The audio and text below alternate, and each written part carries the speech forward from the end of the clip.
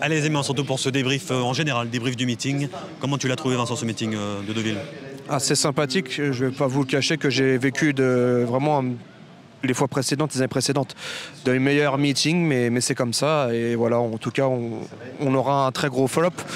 D'ailleurs, c'est le cas à peu près de tout le monde, mais on le dira tout à l'heure. Parlons déjà, on va dire, des tops de ce meeting. Au niveau meeting. sport, c'est vrai qu'il a mis du temps à se lancer ce meeting-là. Ouais, oui. Les 2 premières semaines ont été vraiment compliquées niveau sport. Après, ça s'est vraiment lancé.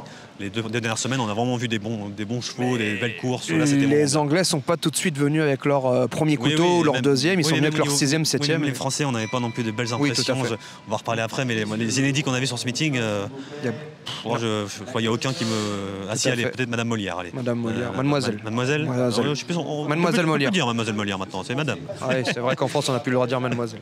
Mais Madame Molière, allez, pourquoi pas. Donc on va commencer, allez, nos top 5 des meilleures impressions de ce meeting. Marquisat. Marquisat, oui, c'est qu'on a beaucoup aimé Marquisat. On a discuté avec Louise Bénard, nous deux on a discuté, elle nous a dit la même chose. Pour elle, c'est clairement un cheval de groupe, et même pour l'écurie André Fabre, il pense que c'est un On rappelle cheval que c'est un hongre de l'écurie Godolphin. C'est compliqué en France pour avoir un programme pour les hongres à ce niveau-là. Donc oui, on espère revoir Marquisat. C'était très pour une rentrée en plus. Il avait couru une seule fois en 2022. À 2 ans, et là il refait une longue rentrée après une blessure et il a gagné très facilement, donc oui c'est très bien.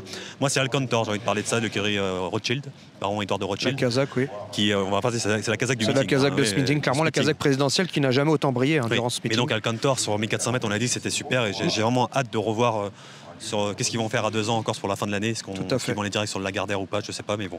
Et on va parler de la jument du meeting, de la Kazakh Rothschild, c'est Marquise de Sévigné. Qui est devenue reine, puisqu'elle a remporté tout de même deux groupes 1, elle a offert 2 groupes 1 à son fabuleux jockey Alexis Pouchin. Alexis Pouchin, 2 groupes 1 pour Alexis Pouchin sur ce meeting, c'est vraiment le jockey du meeting, je m'en fous. Oui, il faut le dire. Il a, pas en nombre de victoires, mais en nombre de performances, c'est lui la révélation. C'est la belle histoire de ce meeting. Il en fallait une. Une pensée pour son papa également, qui travaille chez André Fabre.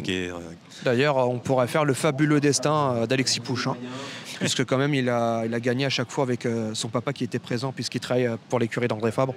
Donc on a vraiment vu de jolis moments lors de ce meeting. En tout cas, pour moi, j'ai vu une joie, une belle émotion entre le fils jockey, le père.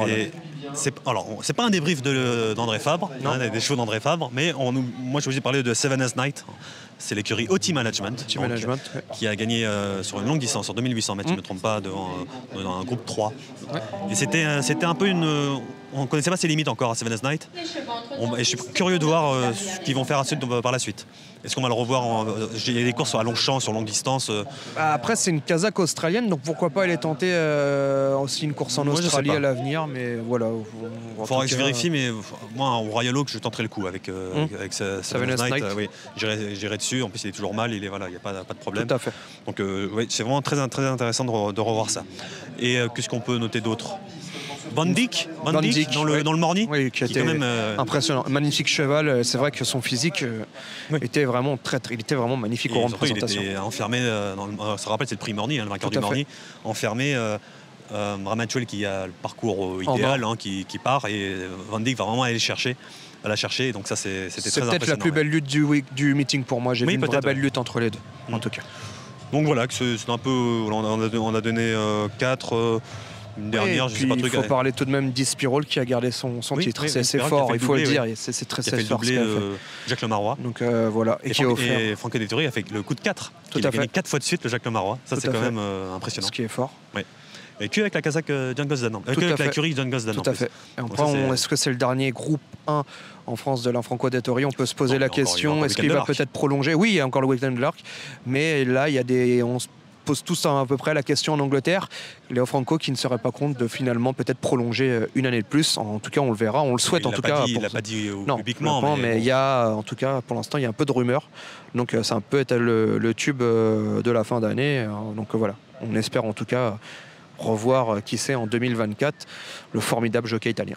Donc voilà, on a parlé des bons points de ce meeting. Le mauvais point, on ne va pas se le cacher, même si ça va faire plaisir à certaines personnes.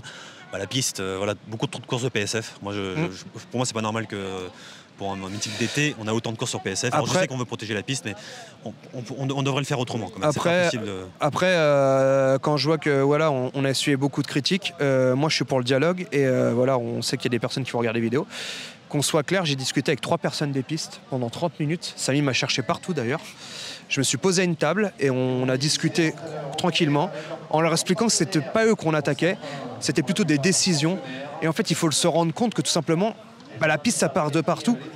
Les enjeux, c'est la piste. Si un entraîneur n'est pas satisfait de la piste, il fera non partant. Imaginons, il a 3 partants dans une course ou même un partant, ça fait tout de même une baisse d'enjeu. Un terrain doit se trouver irréprochable. Et une chose, donc, c'est pas attaquer les équipes. J'ai parlé avec 3 personnes, je vous le répète, des équipes. On n'a pas été d'accord sur tout, mais en tout cas, on a eu un débat assez intelligent. Voilà, on a discuté, et voilà, en tout cas, il faut le dire, la piste à PSF, ce n'est pas une piste pour l'été, c'est une piste d'hiver. J'ai encore vu les chevaux malheureusement rentrer aux écuries et voilà, et tousser pendant 1h30. C'est pas exagéré. C'est pas. Après, il faut être critique, et sur ça, je suis vraiment critique. On a vraiment eu, à mon goût, trop de courses de PSF, et j'ai peur qu'à l'avenir, que ce soit de plus en plus. Oui, c'est ça le risque, c'est qu'on n'est que PSF à un moment donné. Donc, voilà, moi, j'ai du mal avec ces courses PSF où un jour ça revient, un jour ça revient pas. Il n'y a pas de logique en fait sur la course PSF. Moi, ce que j'ai aimé, c'est quoi là j'ai eu un dialogue avec 3 personnes des pistes. On n'a pas été d'accord sur tout, mais ils m'ont donné aussi raison sur certaines choses. Donc après, nous verrons bien évidemment la suite. De l'histoire. Et donc voilà, on va se retrouver à Longchamp maintenant, à Chantilly, à Auteuil, à Paris-Longchamp. Paris-Longchamp. Voilà, c'est le marque Paris-Longchamp. Pour les belles courses, qu'on va retrouver en septembre, et les Arc Trials, les week-ends de l'Arc, ça va être bien. Et à Auteuil aussi. Oui, Auteuil, on va vibrer.